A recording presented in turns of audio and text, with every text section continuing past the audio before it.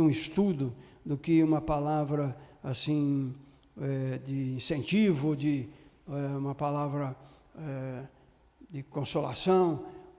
Em certo sentido, sim, mas nós queremos começar a trabalhar com vocês uma coisa muito séria nós estamos caminhando para isso no mundo inteiro, e a igreja realmente está sendo bastante abalada, bastante atacada, não vou dizer abalada, mas atacada fortemente, e nós temos que tomar posições mais firmes, não desanimarmos, né? Nós vamos começar a falar nessa manhã sobre o abominável da desolação, que é um tema que muita gente quer entender por aí. Existem vários vídeos e milhares de pessoas estão buscando entender sobre esse assunto. Abominável da desolação, que o apóstolo Paulo usa depois no Novo Testamento como a palavra apostasia. Ele não usa abominável da desolação, ele usa apostasia, que é uma palavra grega. Nós vamos falar mais ou menos por alto os significados e tal, mas Jesus usa também o aspecto da abominável da desolação. E nós estamos caminhando para esses momentos na face da terra. Eu queria falar uma coisa que pode abalar muitos, mas eu entendo Babilônia, que a Bíblia cita Babilônia, como sendo sempre uma grande cidade, ou um grande governo, ou alguém que é glorioso, que impera, que é fabuloso e que existiu em vários momentos. Babilônia não é só a Babilônia antiga, bem antiga, né, dos tempos bíblicos, mas ela foi passando para outras cidades. Eu penso assim, que hoje no mundo, a grande Babilônia realmente é os Estados Unidos, pela glória que existe, pelo poder, pela centralização, por todas as nações do mundo olhando para lá, sempre olhando para lá. Então eu entendo dessa maneira. E também compreendo nisso tudo que foi uma nação mais poderosa em termos do evangelho, de anunciar, de mandar evangelistas e missionários. Foi uma nação realmente que andou muito séria no evangelho. Hoje parece que está caminhando de uma maneira totalmente longe, né? Você vê o que está sendo proclamado, o que está sendo falado, o que está sendo produzido. Outro dia eu estava pensando assim, queridos, se todos nós fôssemos, se todas as nações fossem realmente evangélicas de seguir o evangelho, né? Fossem cristãs realmente, tementes a Deus e procurassem andar na santidade de Deus, eu fico imaginando, existiria Hollywood? Como seriam os filmes? Apareceria relacionamento sexual? Apareceria pessoas matando os outros? Apareceria pessoas fazendo atrocidades? Então, nós precisamos entender que o mundo realmente jaz no maligno, e essas grandes potências, essa grande Babilônia, que no decorrer do tempo foi passando de um reino para o outro, de uma cidade para outra, hoje realmente eu vejo assim, sem ofensa nenhuma aos americanos, eu tenho grande respeito por eles, mas nós enxergamos assim. E eu quero colocar nessa manhã uma coisa mais pessoal agora e séria, naquilo que eu penso. Capítulo 18 de Apocalipse, o anjo desce e fala com João: caiu a grande Babilônia e tornou-se morada de demônios. A minha preocupação é isto, que é o término dessa palavra. Caiu, está caindo realmente. E eu quero dizer para vocês que esse processo já se iniciou, e daqui para frente nós vamos ver coisas mais terríveis ainda sobre a face da terra, e uma depravação, e uma queda do aspecto moral muito grande em todo o mundo. E a minha preocupação é a conclusão do texto ali. Caiu a grande Babilônia e tornou-se morada de demônios. E é isso que está acontecendo. Satanás está agindo de uma maneira muito forte, muito terrível, está vindo com toda a sua astúcia, a sua sedução, e está tirando todo o padrão moral correto das sociedades, das famílias, está realmente destruindo. Antigamente, você tinha uma família onde as pessoas só saíam da família se fossem casar. Hoje, e aqui no Brasil também está acontecendo isso, mas principalmente nos Estados Unidos aconteceu muito isso, a Europa também aconteceu isso. Quando o filho chega lá para 18 anos, os pais já põem para fora. Vai morar sozinho, vai se virar. Desconstruindo realmente o aspecto familiar. A Bíblia diz que Deus construiu família para que estivéssemos juntos. Mas a gente está percebendo essa tônica sendo muito fortemente em crescimento e atingindo realmente. Nós vemos hoje a Europa, praticamente, a Europa realmente está nessa apostasia há algum tempo. Nós vamos falar sobre o que é isso. Está nessa apostasia. Nós vemos os Estados Unidos que entrou nisso. Nós vemos os países da América do Sul agora, América Latina, então estão entrando também nisso. Nós percebemos que a igreja está sendo atacada e nós estamos perdendo o louvor e a adoração a Deus. A reunião para isto. O aspecto interior, o aspecto do coração, de adorar, de dar tempo para Deus, de reverenciá-lo, de temê-lo, de realmente adorá-lo. E nós estamos vendo que essa apostasia está acontecendo, ok? Então nós vamos começar a falar um pouco sobre isso. Eu queria que você abrisse em Daniel, no capítulo 8 de Daniel. E nós vamos ler aonde que começa o entendimento sobre isso. Daniel aqui é um dos grandes profetas. Ele está no cativeiro, ele serviu sobre vários reis ali, e ele tem uma intensidade de busca a Deus, e ele confessa o seu pecado a Deus, o pecado do seu povo, e depois desse tempo, eu queria dizer que nós vamos começar esse tempo aqui, não vai acabar hoje, viu? Seria bom, mas nós não temos tempo de terminarmos hoje o estudo, então a gente vai provavelmente caminhar para o próximo domingo, alguma coisa assim, dando continuidade. Até onde pudermos caminhar nessa manhã, nós vamos. Então, Daniel está ali e ele, na aflição que ele tem, porque quando o povo judeu foi para o cativeiro, há um sofrimento, porque, lógico, imagina que alguém invade o Brasil, toma conta do Brasil, espalha todos os brasileiros, leva cativo para outras nações, fica a dor, fica o sofrimento. De que eu era daqui, eu era brasileiro e agora não posso mais voltar, agora está tudo destruído.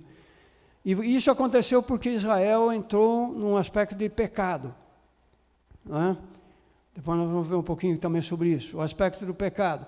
E Deus chega uma hora que Deus fala, bom, não tem jeito, vocês vão para o cativeiro para vocês acordarem, para vocês entenderem, para vocês compreenderem que vocês são meus, e vocês têm que me servir, vocês têm que andar no caminho correto, naquilo que eu estou dando, porque aquilo que eu dou para vocês é vida.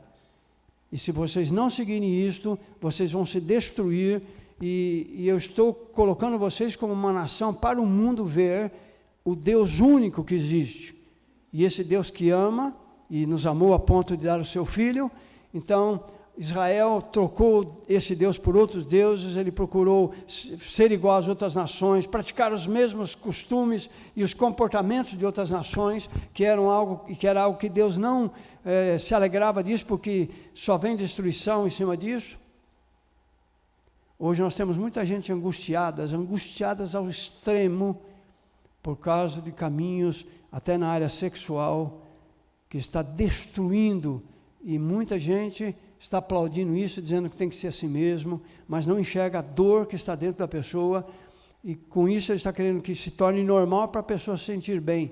Mas há um código, há uma colocação interior dentro de nós, que por mais que você queira modificar, sempre ali existirá uma cobrança própria do ser humano, por aquilo que Deus colocou dentro de nós, como nós deveríamos ser, a sua imagem, a sua semelhança. Ser como Deus é. E isso traz realmente uma angústia, um sofrimento. E as nações, por mais que queiram apaziguar as coisas, dizer, não, é tudo normal, não tem importância, isso está certo também, mas cada indivíduo sente lá dentro de si uma angústia muito grande por aquilo que nós somos. Somos realmente pecadores. E precisamos dessa graça de Deus, amém? Então, Daniel está nesse contexto, clamando, buscando ao Senhor, chorando por ter sido levado cativo, e falando: Senhor, perdoa e restaura, e até quando, Senhor, estaremos longe da nossa terra, longe do templo, longe do culto ao Senhor? E aí o anjo vem e começa a falar para ele. Então, eu queria que você acompanhasse comigo, versículo 20 em diante, ele diz assim: eu estava ainda falando, proferindo minha oração, confessando meus pecados e os pecados do meu povo Israel, e apresentando a minha súplica diante de Yahvé, meu Deus, pela santa montanha do meu Deus. Eu estava ainda falando em oração, quando Gabriel, aquele homem que eu tinha notado antes na visão, aproximou-se de mim, num voo rápido. Aqui é um anjo, o anjo Gabriel, o arcanjo Gabriel, que o aspecto de voo, não quero que você entenda asas batendo, mas ele se desloca pelo ar, é um outro nível de... Bom, deixa isso para lá, depois a gente pode... Ok, isso é outra coisa.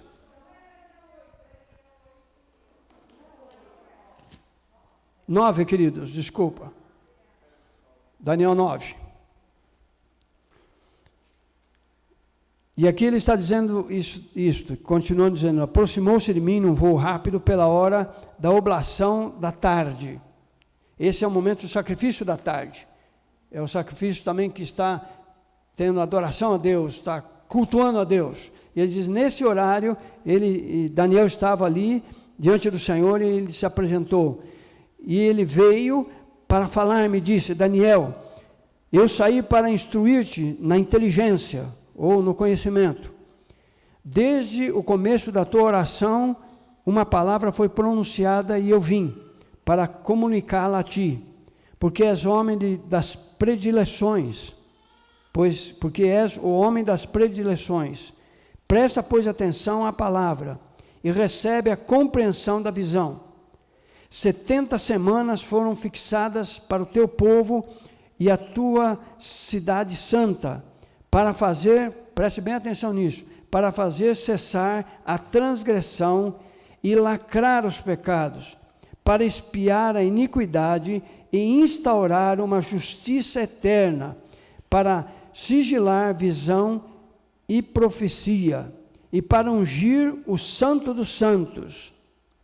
Fica sabendo, pois, e compreende isso, desde a promulgação do decreto sobre o retorno e a reconstrução de Jerusalém.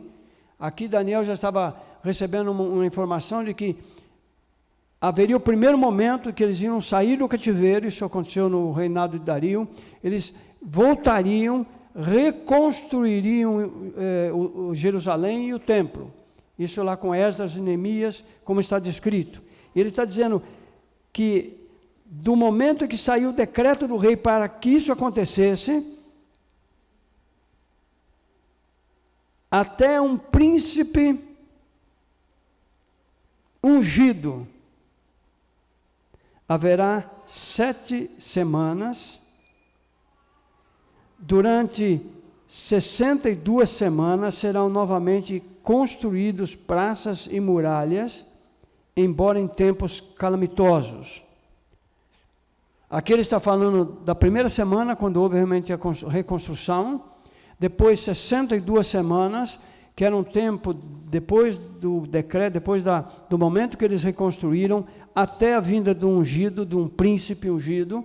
Aqui é um tempo que dá exatamente do momento em que se reconstruiu Jerusalém e o templo, até a vinda do Senhor Jesus Cristo. Muitos intérpretes colocam como sendo esse príncipe aqui ungido como Jesus. Alguns dizem que nessa semana veio um outro sacerdote que seria, mas toda a indicação está falando a respeito desse príncipe ungido. Haverá 7 semanas, durante 62 semanas serão novamente construídos praças e muralhas, embora em tempos calamitosos. Isso realmente foi acontecendo. Depois das 62 semanas, um ungido será eliminado, embora ele tenha, em algumas versões está falando, ele não tenha sucessor. Em outras versões fala ele não tenha pecado. Eu sou mais caminhando para esse lado de que não tenha pecado, porque está falando a respeito do Senhor Jesus Cristo. E a cidade e o santuário serão destruídos. Então, depois de 62 semanas, o ungido será eliminado, embora ele não tenha pecado, e a cidade e o santuário serão destruídos por um príncipe que virá. Seu fim será no cataclisma, e até o fim haverá guerra e desolação decretadas.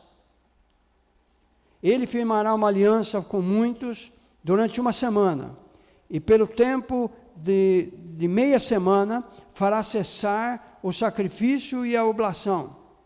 E sobre a nave do templo estará a abominação da desolação, até o fim, até o termo fixado para o desolador.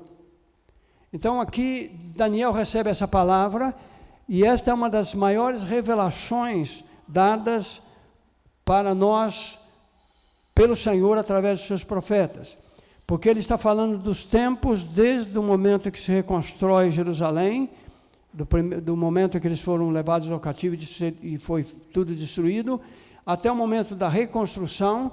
Depois da reconstrução, o que iria acontecer com Israel até a vinda do Messias, até a vinda de Jesus, que nós reconhecemos, os judeus não reconhecem ainda, mas eles vão ter que reconhecer isso, e em breve agora eles vão acabar reconhecendo. Esse tempo da história está descrito aqui, e depois da retirada do ungido, o templo seria novamente destruído, a cidade seria destruída, e passaria muito tempo até que houvesse essa última semana. Agora, eu pessoalmente penso, existem muitas discussões sobre isso, é verdade, eu pessoalmente penso que metade dessa semana já aconteceu, quando da morte do Messias. Essa última semana, eu penso que já foram metade dela, já se foi. E falta realmente metade da semana, que vai acontecer uma série de coisas na Terra hoje. Mas não quero entrar nesses detalhes agora. O que eu estou querendo focar com vocês é que aqui está dizendo que haveria a desolação, a abominação da desolação. Eu estou falando de abominável, porque isso é alguma coisa assim, inaceitável, alguma coisa muito horrível, alguma coisa muito feia. É abominável essa desolação. O que é a desolação? Nesse caso aqui, está falando que tudo ficou desolado, tudo ficou acabado, tudo foi destruído. Isso é abominável perante os olhos do Senhor. Por quê? Porque é nesse local que existia a cidade santa, o lugar onde Deus diz, olha, eu vou estar com esse povo, e por meio deles eu vou começar a manifestar ao mundo a minha glória, e vou trazer o meu filho por meio desse povo, e esse filho será para todas as nações. E ali existia o templo, existia o culto, que a princípio eram simbólicos em termos de sacrifícios, uma série de coisas que aconteciam ali. Agora, chega um momento em que isso tudo é destruído, e se chama a desolação da abominação, a abominação da desolação. Isso é realmente abominável diante de Deus. Não que Deus precise de culto, gente. Deus não está ficando aí como um deusinho dodóizinho, dizendo, eu preciso ser adorado. Não é isto. É que eu já tenho falado para vocês que o louvor e a adoração está colocando dentro de nós a imagem e a visão correta de quem é o Deus realmente. A Bíblia diz que nós pecamos e Satanás se tornou o príncipe desse mundo. Se tornou realmente aquele que dirige esse mundo. E nós estamos enganados. Só quando o Espírito Santo vem e começa a revelar Jesus para nós, é que nós temos a capacidade de enxergar e discernir, e aí falarmos, não, esse não é o Deus. Esse não, como muitos messias têm se levantado, e o Espírito Santo revela para nós, não, esse não é o Messias. O Messias é aquele que subiu na cruz. Ele é o que herdou de Deus todas as coisas. Ele é que pagou por nós, para que fôssemos livres e voltássemos para Deus. Então, a adoração e o louvor tem a finalidade disto, de você saber quem é Deus, quem é o verdadeiro Deus. E aqui há uma abominação da desolação. Então isso aconteceu. Estudiosos começam a falar que esse aspecto dessa desolação aconteceu com Epifânio lá em 175 mais ou menos antes de Cristo. Provavelmente ali nesse período de, deixa eu ver onde é que eu marquei aqui para não esquecer de falar com vocês a coisa correta.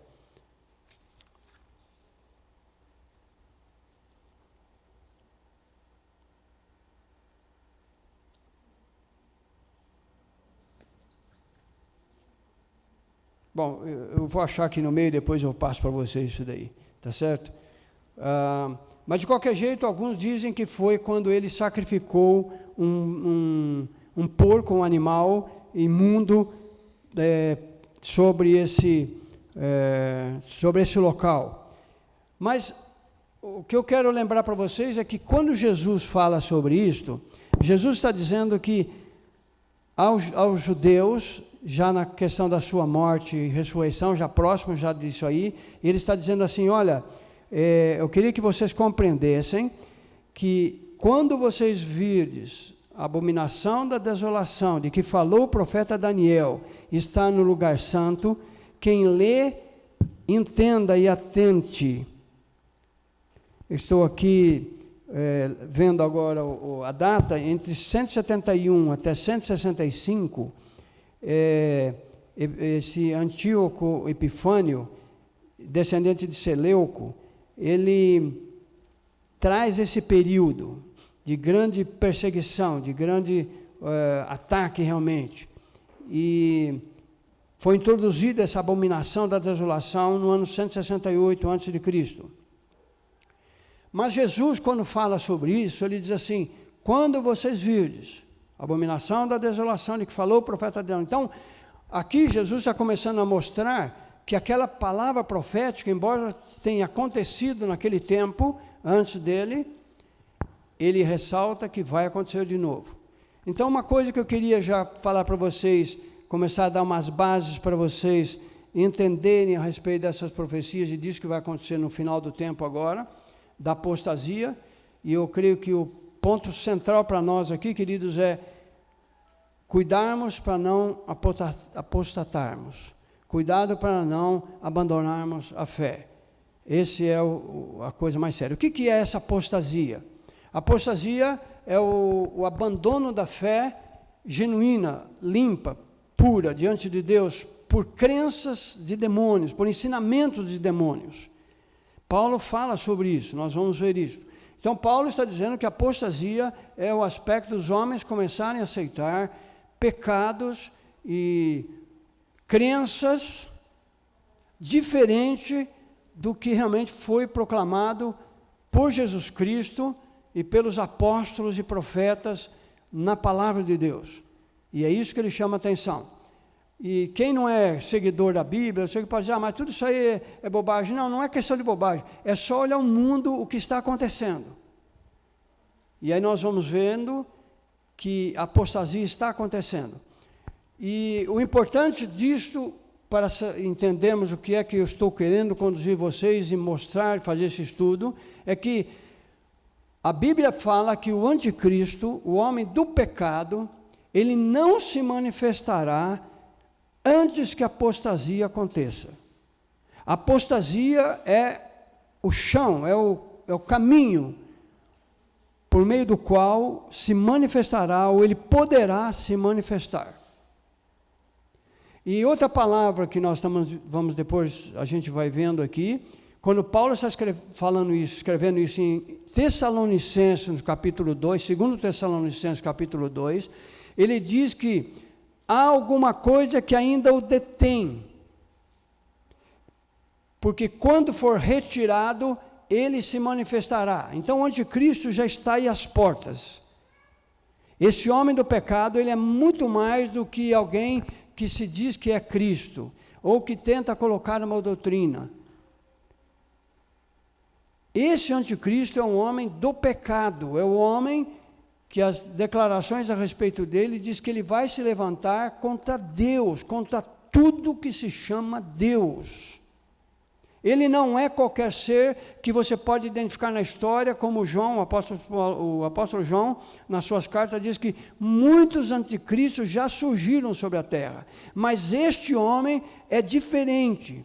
Ele é o homem do pecado, ele é um homem que vai caminhar no pecado, que vai afrontar a Deus, que vai se opor a Deus, vai falar palavras blasfemas contra Deus. Ele não acredita e não teme a Deus. Para que esse homem apareça, então tem que haver a apostasia antes.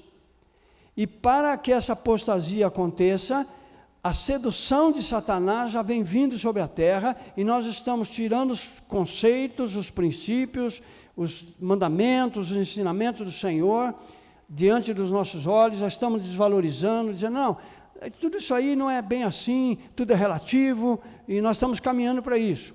E aqui diz então que aquilo que o detém vai ser tirado, e ele vai se manifestar. Alguns estudiosos pensam que Paulo estava falando dele mesmo. Até que Paulo estivesse presente na terra, ele resistiria e não se manifestaria. É um caminho. Outros acham que está falando do Evangelho do Senhor Jesus Cristo. Eu sou propenso a isto, entendo assim. Outros dizem que é o arrebatamento da igreja, que a igreja vai ser arrebatada, e aí como a igreja não está mais aqui, aí o anticristo vai se manifestar.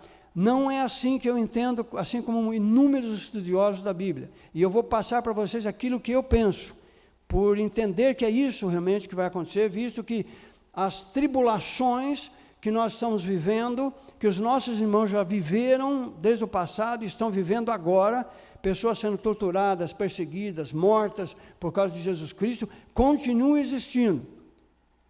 Então, a ideia de que nós vamos ser arrebatados para não sofrermos é uma ideia não muito clara e não muito especificada dentro da Bíblia. Eu penso que o que está detendo esse homem ainda é o Evangelho de Jesus Cristo presente na terra. E quando ele for tirado, então se manifestará. Para esse Evangelho ser tirado, é necessário a apostasia. Agora, a apostasia é uma coisa interessante, porque ela vai falando a respeito daqueles que estão dentro da igreja. Ela não está falando a respeito do mundo. O mundo jaz no maligno. O mundo sempre andou no pecado. A questão da apostasia é que a igreja, ela vai deixando de ser o sal da terra, a luz do mundo. Então, muitos hoje estão criando uma igreja que não anda mais nos princípios dos apóstolos e dos profetas, e aceitando-se que é tudo normal no mundo. Hoje, nós estamos com leis aí, estamos orando, e alguns estão falando da existência desse projeto de lei. No Brasil, isso já acontece em alguns países, onde a lei vai dizer que você pode, um avô, ter relacionamento com a sua neta, e uma mãe com o seu filho, porque existe paixões entre a mãe e o filho, e é normal e natural que isso aconteça. Então nós estamos caminhando para esse tipo de coisas, mas o que me surpreende é que isso está sendo aprovado dentro das igrejas, aceito dentro das igrejas. E aí nós estamos entrando por esse caminho de apostasia. Agora, outra coisa a respeito disso é que o Evangelho, por algum tempo, ele esteve na cúpula das nações. Os homens que dirigiram as nações, os grandes e poderosos que dirigiram as nações, os líderes, os presidentes, os governadores das nações, eles andaram no Evangelho. Nós temos a ONU, e a ONU, há um certo tempo, era temente a Deus, era temente ao Evangelho. Nós temos nações como a Inglaterra, como a França, que são nações que foram grandes e poderosas no mundo, e que tinham o Evangelho como sendo aquilo que dirigia os seus conceitos, seus princípios, suas condutas, seus comportamentos. Os Estados Unidos se tornou uma das maiores nações, falei sobre eles, quando sai da Inglaterra, muitos saem da Inglaterra e da Europa e vão para lá e formam a nação dos Estados Unidos, e ela se tornou uma grande defensora. E esse último presidente, ele esteve de uma maneira muito forte, batendo contra isso, batendo nessa situação, dizendo: nós temos que considerar família, nós temos que ter Deus, nós temos que andar nos princípios de Deus. Então, houve um tempo em que o Evangelho estava, de certa maneira, dirigindo as nações. Mas, com o decorrer do tempo, e se você pegar da Segunda Guerra Mundial para cá, você vai ver uma mudança que começa a ser muito visível, que vai transformando os pensamentos. Você vai vendo, desde antes das guerras, você vai vendo o pensamento do iluminismo, o pensamento do relativismo, pensamentos de humanismo, uma série de coisas que foram sendo introduzidas, e a ciência crescendo, e com isto nós vamos entendendo que o Evangelho começou a ser tirado dessas nações que acabavam influenciando o mundo. É por isso que eu entendo que aquilo que detém ainda o anticristo, aquilo que segura a manifestação do anticristo, é o Evangelho do Senhor Jesus Cristo, mas que está sendo tirado dentre as nações, e dos governantes, principalmente, das nações. Isso é muito significativo e importante. Então, colocado essas coisas, eu queria, nós vamos parar já por causa do horário, mas queria que você começasse a orar intensamente, buscasse mente a Deus, e começasse a retornar à comunhão do Senhor, a tempo com o Senhor, a orações, a leitura da palavra, e principalmente a comunhão do corpo de Cristo. Lembra que em Atos está escrito que eles perseveravam unanimemente em 4 coisas básicas: doutrina dos apóstolos, a comunhão, partir do pão e as orações. E o que me impressiona hoje, é isso que eu estou querendo que você acorde, volte à comunhão com o Senhor no corpo, nas orações e no partir do pão, na ceia do Senhor, lembrando novamente que Jesus Cristo veio, Filho de Deus, Ele foi real e Ele é real, isso aconteceu realmente, Ele morreu por nós, Ele ressuscitou por nós, e há um testemunho na terra, que é a presença da igreja se reunindo. Eu fico impressionado porque na história da humanidade, nunca houve um momento em que a igreja parou de se reunir, como aconteceu agora. Isso chama muito a nossa atenção, isso faz parte já do final dos tempos, da manifestação desse anticristo, do preparo realmente para a vinda desse homem do pecado. E eu exorto vocês a que voltem à comunhão, nas orações. O maligno não quer que você ore, ele não quer que você fale com Deus, ele não quer que você busque a Deus. O maligno não quer que você tenha comunhão com seus irmãos, que você se reúna com eles. Não é só estar na nossa casa e lembrarmos dos irmãos e orarmos por eles, é estar reunidos juntos.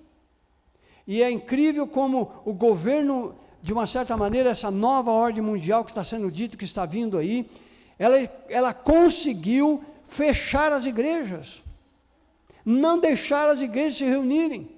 Agora a igreja está acordando e falou assim: espera um pouquinho, não está certo isso, a gente tem que voltar a se reunir, a gente tem que voltar a estar juntos.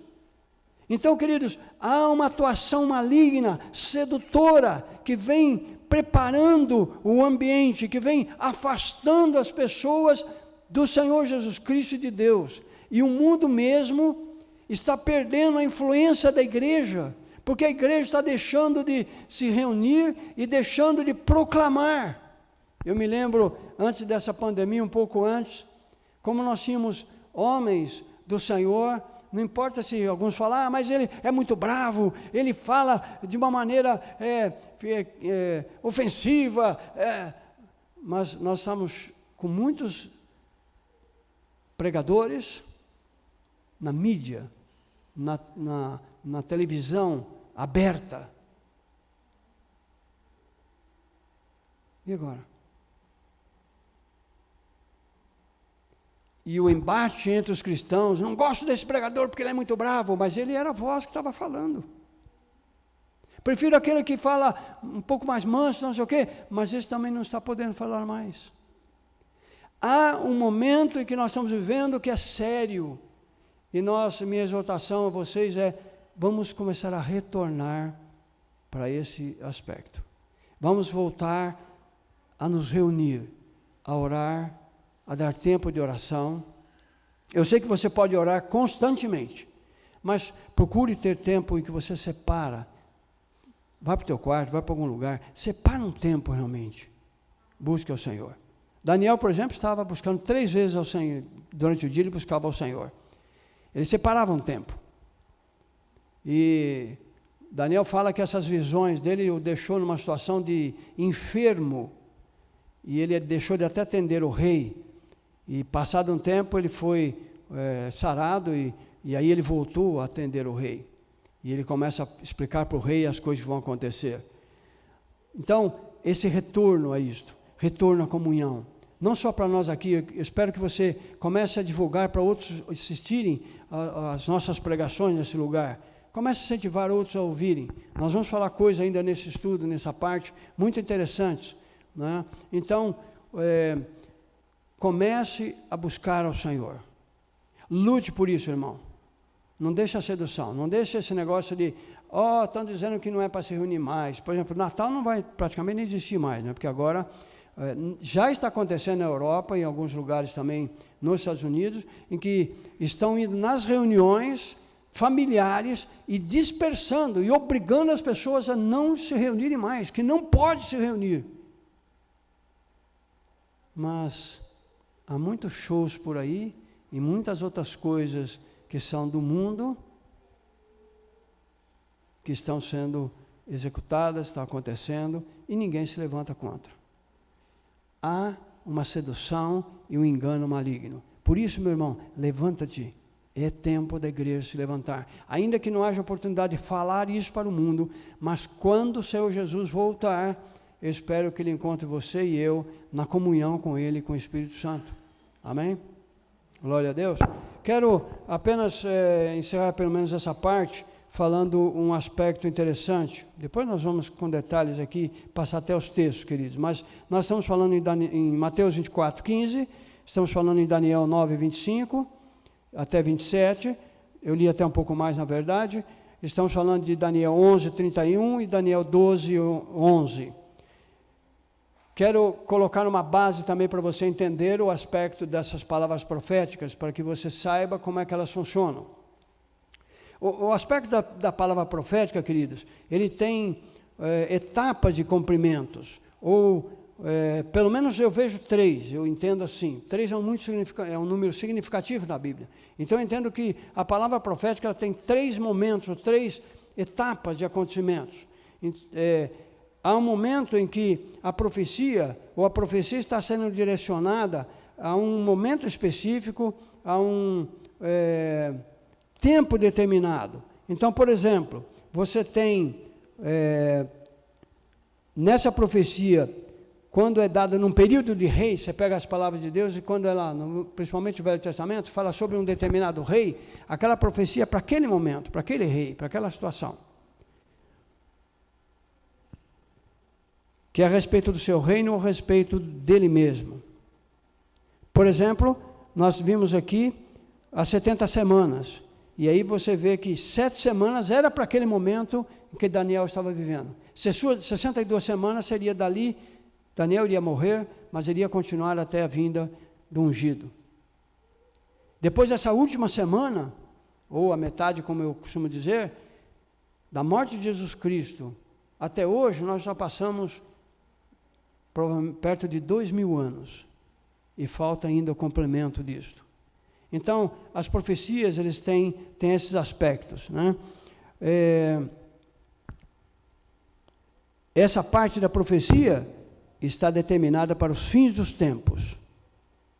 Está lá em Daniel 12, 1 a 4. Então, as profecias, elas têm esse tipo de funcionamento. Outras profecias têm 3 momentos de cumprimento. E cada momento, isso é interessante entender, cada momento que a profecia se cumpre novamente, ela tem uma intensidade maior do que a anterior. Então, se houve momentos em que o mundo passou situações que foi profetizado alguma coisa, quando a profecia se repete, ela se repete de uma maneira mais intensa. Por exemplo, essa profecia a respeito de Israel, quando Jesus fala, quando acontece, as profecias foram dadas para Israel, olha, não abandone o Senhor teu Deus, que senão você vai para o cativeiro, então não sei o quê. Eles não aceitaram, não acreditaram, mas isso aconteceu, eles foram. Quando retornaram, e essa profecia de Daniel está mostrando isto, o próximo acontecimento é uma gravidade maior, em função do cumprimento da profecia. Então, quando Jesus fala isto, é interessante notar que quando Jesus diz para os seus discípulos ali, Jesus falou isso e todo Israel ouviu isso, queridos. A gente pensa assim, Jesus falou com os seus discípulos, mas ninguém ficou sabendo. Só os discípulos ali, não.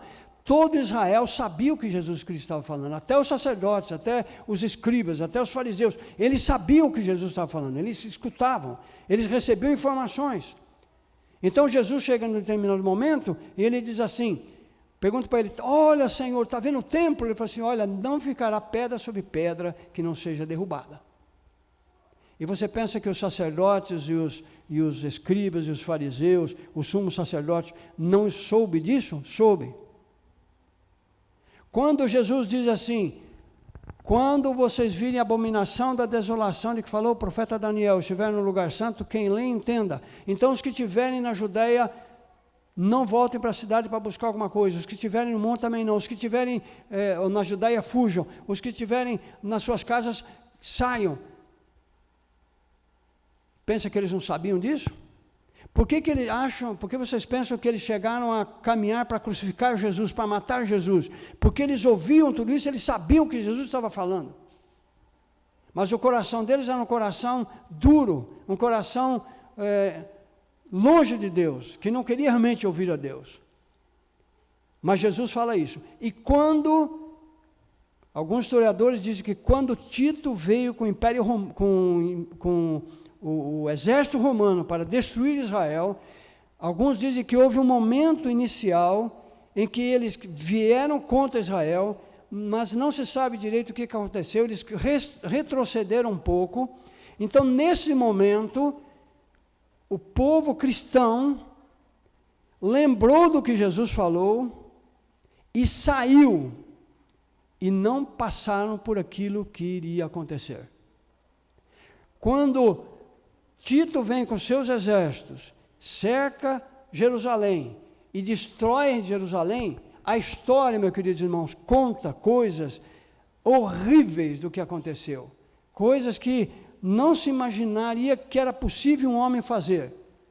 Alguns contam, provavelmente isso deve estar na história, e alguns leitores falam sobre isso, que alguns judeus engoliam as suas joias para conseguir fugir do cerco e da situação que estava acontecendo, para ir para outros lugares, mas os soldados matavam e abriam as suas entranhas para arrancar as joias.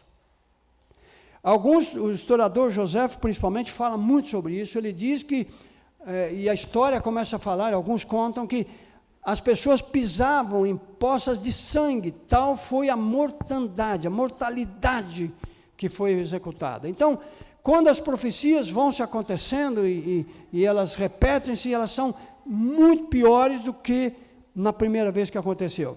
Eu não estou falando isso para assustar você, eu estou dizendo de um princípio de funcionamento. E o terceiro acontecimento dessa profecia de Jesus, Paulo muda o nome para apostasia, e nós vamos estudar sobre isso também. Então, Quando nós estamos enxergando o final do mundo, nós estamos enxergando um final de mundo muito horrível. Alguns conspiradores aí estão dizendo que existe um grupo de famílias, pode ser que isso seja verdade, eu não estou afirmando nada nisso, que existe um grupo de pessoas que pensam e estão trabalhando para isso, que nós precisamos fazer morrer 6 bilhões de pessoas na Terra, porque a Terra não comporta a quantidade de pessoas que nós temos. E realmente hoje a situação está muito terrível, em termos de quantidade de habitantes sobre a Terra, não por causa da quantidade, viu, queridos? Eu penso que é por causa da culpa do governo, dos governos, dos homens corruptos, amantes de si mesmos, avarentos, que não têm sabedoria de Deus para conduzir a população.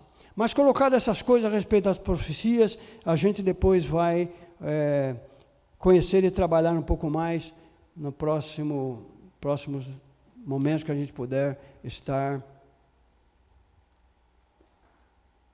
os próximos momentos que nós vamos poder estar estudando sobre isso. Quis dar essa base, colocar isso para vocês.